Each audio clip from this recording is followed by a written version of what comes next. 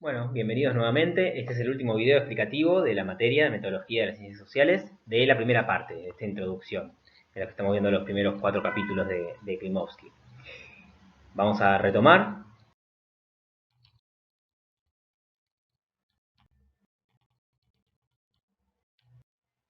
Bien, nos habíamos quedado en los términos. Lo que vamos a ver ahora es básicamente los enunciados científicos. Habíamos analizado previamente la base empírica y la zona teórica, habíamos definido los términos y la importancia del vocabulario en la ciencia, y habíamos definido términos específicos por un lado y términos presupuestos por el otro, que la ciencia necesita de ambos para trabajar. A su vez también habíamos hecho la división entre términos empíricos y términos teóricos, partiendo de la definición anterior que hicimos de base empírica y zona teórica. Es importante que todo eso lo tengan en claro, ya lo estuvimos viendo, así que ya lo tienen en claro para poder seguir avanzando hacia esta parte. Si no, siempre pueden volver atrás un poco y repasarlo. Básicamente, como les decía, ya analizamos los términos, los enunciados le siguen. Básicamente los términos aislados no transmiten información. No se puede construir o comunicar una información científica con términos o palabras aisladas. Tienen que armarse en enunciados. Y específicamente para la ciencia, lo que va a resultar relevante son los enunciados que formulan proposiciones que uno puede considerar verdaderas o falsas. Es decir, lo que anteriormente vimos como el uso declarativo del lenguaje. No una interrogación, una pregunta o una exclamación, o una expresión de deseo, no es una afirmación que uno pueda decir es verdadero o falso. Entonces vamos a quedarnos con estos enunciados, que son los que formulan proposiciones, y estos son los que nos van a interesar porque nos permiten comunicar conocimiento científico. Vamos a empezar primero con los enunciados empíricos básicos. Acá vamos a diferenciar 3 niveles de enunciados durante esta clase. El primero de ellos es el enunciado empírico básico. Básicamente son los que involucran a términos designativos empíricos. Como los definimos anteriormente, los términos empíricos son los que hacen referencia a la base empírica de una ciencia. Básicamente refieren a objetos, propiedades o relaciones que podemos conocer directamente. Y estos pueden ser o singulares o muestrales. Muestrales implican que son de una muestra finita o accesible u observable, es decir, que nosotros podemos acceder. Ejemplos sencillos es la computadora está encendida. Donde tanto computadora y encendida son términos designativos empíricos y hacemos referencia a una computadora. Hace frío afuera. Los gatos juegan en la alfombra.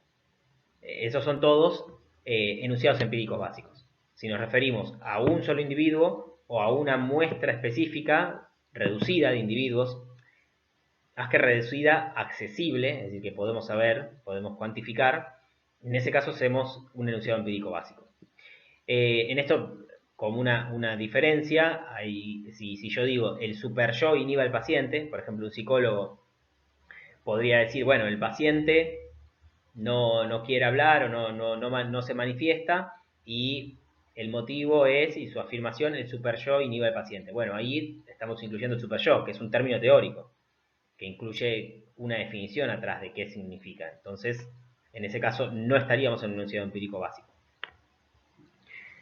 Bien, estos son enunciados de nivel 1. Fíjense que estos enunciados, en principio, pueden ser resolubles. No puede ir a la computadora y verificar si está encendida o no, digamos, o ver si hace frío o si están los gatos o no en la alfombra. Si son en su criterio, que cumple con el criterio de efectividad que discutimos en la clase anterior. Después pasamos a los enunciados de nivel 2. Estos son las generalizaciones empíricas. También tienen términos designativos empíricos, pero la diferencia es que no son afirmaciones singulares o muestrales como vimos, sino afirmaciones generales. Es decir, establecen regularidades, uniformidades, pero en conjuntos que no son directamente accesibles. Es decir, a un conjunto potencialmente infinito de entidades. Acá un ejemplo es si decimos todos los cisnes son blancos, todos los metales se dilatan con el calor, las computadoras son blancas, todos los hombres son mortales. En ese caso estamos haciendo generalizaciones empíricas. Hay que tener en cuenta que aquellos enunciados empíricos generales que son aceptados por los científicos como conocimiento válido, se denominan leyes empíricas. Y acá hay una pequeña digresión, que usamos la acepción lingüística de ley en este sentido, porque hay varias definiciones. Nosotros acá lo vamos a usar a ley empírica como este enunciado, como esta generalización empírica, como sinónimos lo vamos a usar. Y dentro de las generaciones empíricas vamos a distinguir distintos tipos. Entonces, dentro de los enunciados de nivel 2, que serían las generaciones empíricas, vamos a distinguir primero las universales. Las universales son enunciados que afirman para todos los miembros de un conjunto sin excepción. Y recordemos que este conjunto es un conjunto infinito. Entonces, todos los hombres son mortales es una generación empírica universal.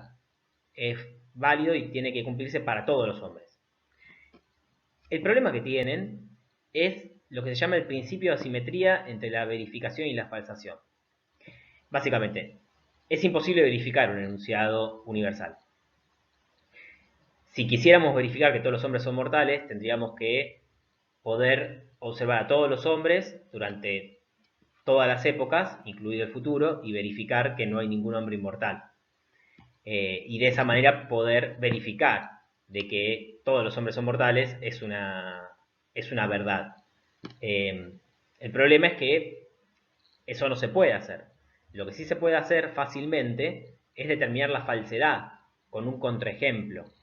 En ese caso se puede falsar una generalización universal, pero no se puede verificar. Por eso está este principio de asimetría. Esto es importante. Básicamente, bueno, si quisiera falsar todos los hombres son mortales, debería encontrar un hombre inmortal. Cuando encontrar un solo hombre inmortal, ya refuto todos los hombres son inmortales. Y esto, como les decía, una ley, en este sentido, una ley empírica, puede ser aceptada por la comunidad científica después de haberse probado suficientemente. Pero recordemos, todo esto viene en línea con lo que discutimos en los primeros videos, no puede decirse que se verificó. Siempre va a ser posible que surja una refutación en un futuro. Entonces, por eso este tema con las leyes empíricas. Las generalizaciones existenciales, por otro lado, recordemos, vamos de nuevo, estamos en generalizaciones empíricas y vamos a distinguir primero las universales, ahora las existenciales. Las existenciales son de carácter más modesto, porque básicamente afirman que esa propiedad o característica se cumple solo para algunos de los miembros de un conjunto. Es un ejemplo sería: algunos casos de cáncer se curan con la droga X, por ejemplo. Y acá tenemos el problema opuesto. Comprobar esta afirmación es fácil, porque con que haya unos casos de cáncer que se hayan curado con esa droga, basta. Pero ¿cómo se refuta? Podríamos ver un montón de casos de cáncer que no se curaron con esa droga, pero no refutaríamos esa afirmación que solamente afirma algunos casos de cáncer se curan con la droga X. Entonces, este enunciado es un enunciado anecdótico, expresa información local, no puede falsarse, no puede decirse que es falso, porque está refiriéndose a un caso específico, anecdótico, digamos. Entonces en general, este tipo de afirmaciones son poco interesantes desde el punto de vista científico, pero a veces la ciencia los utiliza. Hay distintos ejemplos. Un ejemplo es en matemática, cuando uno define un espacio vectorial. Una de las más básicas definiciones de espacio vectorial es que tiene que existir un elemento tal que al multiplicar por ese elemento te brinde el conjunto vacío. Y ese elemento es el cero. Generalmente en matemática, bueno, en los reales. Y esto está expresado como una generalización existencial. Debe existir este número, debe existir un número que al multiplicarlo de esto, pero no, de nuevo, no es una ley universal. sino que está planteada de esta forma. Lo mismo en la física, de las leyes de que debe existir una constante de gravitación. Entonces, a veces la ciencia tiene que hacer uso de este tipo de generalizaciones. Y por último, anteúltimo, son 4, nos falta una más. Bueno, en tercer lugar están las mixtas. Recordemos de nuevo, todas son subdivisiones de generalizaciones empíricas. Las mixtas son las más complicadas. Básicamente, no se pueden ni verificar ni refutar. Un ejemplo sería, todos los cuerpos se funden a determinada temperatura. O todos los líquidos se disipan a determinada temperatura. Pensémoslo esto. Lo que tiene es que, por un lado, no se puede verificar porque aplica a todos los cuerpos. Entonces, tendríamos que ver todas las observaciones, todos los cuerpos, aplican un conjunto infinito. No lo podemos verificar. Y por otro lado, tampoco lo podemos falsar. No lo podemos refutar. Porque si encontráramos un cuerpo que no se funde, la afirmación dice que a determinada temperatura. Entonces no sabremos a qué temperatura le haría falta más temperatura para que se funda. Pero no lo podemos saber. Entonces nunca podríamos refutar. Incluso que encontráramos un cuerpo que constantemente, por más de que le demos la temperatura, no se funda, no podemos refutar esta afirmación. Entonces acá estamos en un problema epistemológico, en un rompecabezas. Básicamente nosotros venimos viendo, y lo vamos a ver mucho mejor después, la idea del falibilismo es que que un enunciado, para que sea científico, un requisito es que pueda ser falsado, que pueda ser refutado. Esta idea viene de Popper, como les explicaba, si un enunciado científico no se puede refutar, entonces no es un enunciado científico, según Popper. Pero acá estamos en un problema porque, en realidad, si uno se pone a darle un poco más de vuelta, casi todas las generalizaciones universales se pueden transformar en un tipo de generalización mixta. Pensemos en la frase todos los hombres son mortales. Yo podría decir exactamente lo mismo de la forma, para todo ser humano existe un instante en el que muere. Y estoy transformando esa generalización universal en una generalización mixta. Y ahora esta afirmación no la puedo ni refutar ni verificar. Recordemos, no se puede verificar porque digo para todos los seres humanos. Tendría que ver todas las observaciones, infinitas. No se puede verificar. Y no se puede refutar porque estoy diciendo existe un instante en el que se muere. Podría encontrarme con un hombre inmortal, pero digo, bueno, no lo puedo esto no lo puedo tomar como contraejemplo porque tal vez se va a morir después. Va a venir un instante en que se va a morir. Entonces, esto es una discusión que origina toda una serie de discusiones, pero bueno, solamente vamos a plantearla, dejar planteada el problema que generan las generalizaciones mixtas. Y ahora sí, el cuarto tipo dentro de las generalizaciones empíricas son las generalizaciones estadísticas. Y estas son muy interesantes. Básicamente, estas adquieren una población infinita. De nuevo, lo de infinita es potencialmente infinita. Básicamente podría ser, esto aplica para todos los casos de generalizaciones empíricas. Podría ser finita, pero no lo podemos observar. Es como decir todos los cisnes o todos los hombres. Es un número finito, pero no podemos observarlos a todos. Bueno, y es una proporción, en este caso vamos a plantear una proporción estadística. Un ejemplo es la probabilidad de que un ser humano nazca varón es 0,51, por ejemplo. Estas son difíciles de probar y de refutar.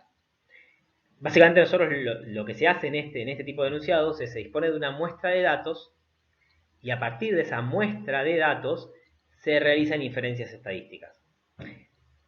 Y se pueden corroborar estadísticamente. Por ejemplo, la probabilidad de que un ser humano nazca varón es 0,51. Esto surge de muestras de diferentes hospitales en diferentes países del mundo en diferentes épocas. Y consistentemente la proporción da 0,51. Esto corrobora estadísticamente los resultados. Sin embargo, es un resultado estadístico. No cuando no hay forma de poder verificar o de poder tener un número determinístico, de decir si tal niño va a nacer varón o mujer, o la probabilidad exacta de un niño. Esto es una generalización, la probabilidad de que de todos los niños que nazcan es 0,51. Sí, y acá entra un debate de qué hacer con este tipo de generalizaciones. En general a la ciencia anteriormente no le gustaban este tipo de generalizaciones, o no las consideraba científicas.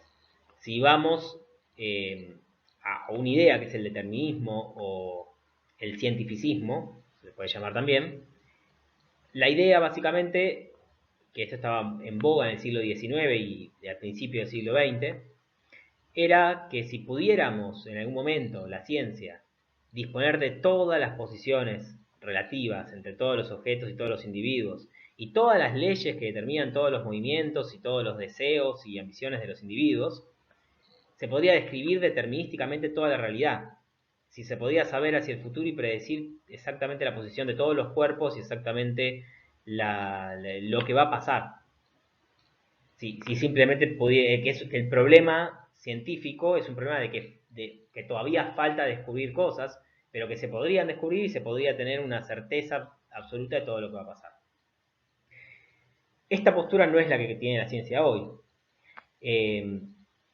Como verán, el problema de esta falta de determinismo no es algo que es solo de las ciencias sociales, sino también en las ciencias naturales vamos a tener que conformarnos con leyes estadísticas. Este ejemplo, por ejemplo, es tomado de la biología, la probabilidad de un ser humano nazca varón. Y sin embargo también nos tenemos que conformar con una afirmación estadística. Esto, como les decía, a Einstein, por ejemplo, no le gustaba. Cuando inició la física cuántica, en tu época todavía contemporáneo con Einstein, Einstein no lo tomaba en serio, no lo consideraba que fuese una ciencia. Él decía, Dios no juega a los dados. Acá las primeras afirmaciones de la física cuántica, que continúan hasta el día de hoy, son afirmaciones son del tipo generalizaciones estadísticas. Es decir, la probabilidad de que el electrón se encuentre en esta posición es tanto. Y Einstein eso decía, no, vos decime, el electrón está acá. No me vengas con una probabilidad. Entonces, esto es interesante y quede que hoy en día en las ciencias se utilizan mucho estas generaciones estadísticas. Incluida la física, ¿no? Y por último, el nivel 3, que serían los enunciados teóricos. Básicamente son los que involucran al menos un término asignativo teórico. Recuerden lo que vimos de la diferenciación, acá es clave entender bien la diferenciación entre base empírica y zona teórica. Básicamente son los que refieren a la zona teórica. Pueden ser singulares o generales por su alcance. Vamos a ver ejemplos. O sea, los átomos poseen un núcleo formado por protones y neutrones. Siempre que el déficit fiscal se interpreta como permanente genera inflación. El empresario representativo maximiza su ganancia, igualizando su costo a su ingreso marginal. Estos son todos enunciados teóricos. ¿Por qué? Porque incluyen términos que son teóricos. Átomos, protones, neutrones, déficit fiscal, inflación, empresario representativo, ingreso marginal y costo marginal. Y recuerden esta distinción que habíamos visto cuando separamos entre base empírica y zona teórica. Nosotros acá estamos definiendo la base empírica como la base empírica epistemológica. O sea, lo que podemos observar directamente por medio del lenguaje, sin instrumentos sofisticados y sin presuponer una teoría de otra ciencia detrás. Una vez que uno ya está en el campo de una disciplina científica, expande su base empírica. Empieza a tomar como datos a más cosas. Entonces, por ejemplo, para los economistas, el déficit fiscal, la inflación, el costo marginal son datos. No, ya son teorías aceptadas las que se presuponen para poder decirlo. Entonces ya son parte de su base empírica, pero recordemos, de su base empírica metodológica. Nosotros acá estamos refiriéndonos a la base empírica epistemológica. Como les dije antes, es aquella más general, o sea, aquella en la cual solo podemos acceder por la observación, por medio del lenguaje, directamente.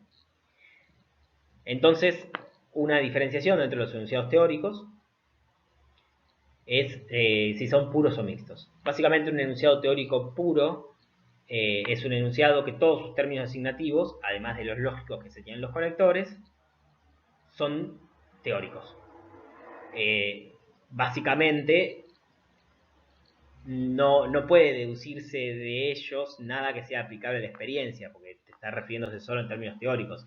Y no se puede construir una teoría científica solamente de enunciados teóricos puros. Sería una construcción mental, una abstracción, y se movería solamente en un término, en un mundo abstracto, porque a todas las cosas que haría referencia son términos teóricos que deberían ser explicados. Y un enunciado mixto es aquel que tiene términos teóricos y términos empíricos. Y este va a ser el que nos va a resultar más interesante. Porque puede pensarse que es como un puente que vincula los términos teóricos o el mundo teórico, o ese ámbito teórico del discurso, con el ámbito del discurso que refiere a lo observable, a lo práctico, a lo que está localizado en la base empírica. Y en particular nos vamos a centrar, esto ya para lo que sigue, en las que son reglas de correspondencia. Una regla de correspondencia ya la vimos. Es un enunciado teórico mixto. Y del tipo A sí y solo sí B. Entonces, si A es un término empírico y B es un término teórico, sí y solo sí lo que hace es expresar la equivalencia entre ambos. Y esto va a permitir que se vaya ampliando la base empírica. Recordemos que se vaya ampliando la base empírica metodológica, la que utilizan las ciencias. Esto lo vimos cuando vimos el ejemplo del microscopio, donde decíamos, bueno, el biólogo ya presupone la teoría óptica y lo que tiene en la cabeza es una regla de correspondencia del tipo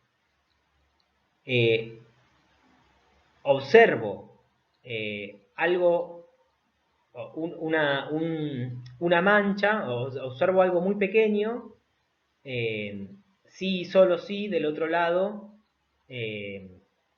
observo una mancha, sí, solo sí, del otro lado tengo algo muy pequeño. Entonces acá el sí, solo sí sirve para unir lo que ve tiene detrás la idea de lo que es el microscopio, el funcionamiento, digamos. Y por último, bueno, el debate de cómo accedemos a los enunciados 2 y 3. Lo primero es aclarar muy básicamente lo que es el término inductivo, el método inductivo. El método inductivo básicamente, a partir de una información sacada de una muestra, se generaliza para toda la población. Y esto puede ser una generalización estricta o estadística. Pero el método inductivo, muy básicamente, es veo un cisne blanco, otro cisne blanco, otro cisne blanco, entonces generalizo, todos los cisnes son blancos. Eso es el método inductivo.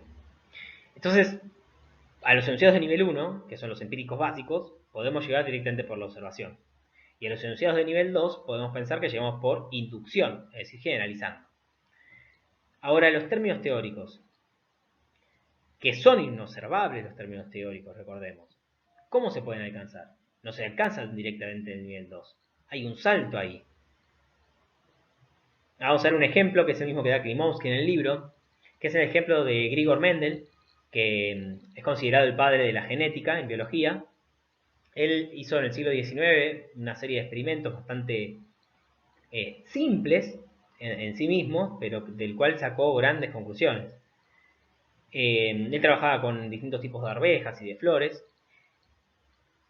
iba rigurosamente anotando todas las observaciones, entonces partía de observaciones que eran del nivel 1, empírico básico. Luego fue formulando leyes empíricas, generalizaciones de nivel 2, del tipo, en la primera generación todas las flores tienen igual color, pero son todas generaciones empíricas, donde no uso ningún término teórico.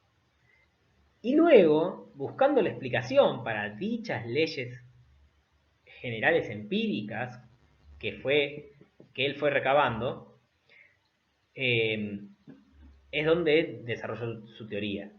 Entonces, diciendo, bueno, en las gametas solo están presentes los alelos del padre o de la madre y en la cigota se reúnen ambos. Eso ya es un enunciado teórico, porque tanto gameta como cigota y alelos son términos teóricos. Los alelos serían como las alas, las dos alas que tiene un gen, que según la teoría de Mendel, los individuos heredan dos alas del padre y un par de alelos del padre y un par de alelos de la madre, digamos. Pero digamos, esto es una explicación teórica de Mendel, que él pensó para que ciertos datos, que después se demostró increíblemente válida y la mantenemos hasta el día de hoy. Pero hay que entender cómo es que se parte de los enunciados de nivel 2 a los enunciados de nivel 3. ¿Cómo se hace ese salto? Y ahí lo que vemos es que, ya lo habíamos discutido antes, no existe un método para arribar a leyes teóricas. Lo que hay es poder de imaginación, es creación, es arte. Popper decía, por ejemplo, que hay que tener mucha osadía para inventar hipótesis. Osadía y creatividad para inventar hipótesis. Uno puede hacer hipótesis por más de que parezcan extrañas. El tema es tener después el rigor necesario para controlarlas y para poder refutarlas. Y lo último que vamos a ver es el tema de los métodos modelísticos, que esto también va a adquirir importancia. Básicamente, esto es uno de los métodos que se piensa para poder pasar del nivel 2 al nivel 3, que un método modelístico sería conjeturar o pensar un modelo de la realidad, armar como una estructura que nosotros no sabemos con certeza que es así, pero que por las propiedades lógicas de esa misma estructura se parece corresponder con la estructura de lo que estamos observando, con la estructura de la realidad. Entonces, Mendel hizo una estructura lógica que él no tenía certeza de que fuese así, de gametas, alelos, y él dijo, bueno, esta estructura lógica se corresponde lógicamente con la estructura de la realidad. Bueno, hasta acá llegamos, esta es la primera parte. Hasta luego.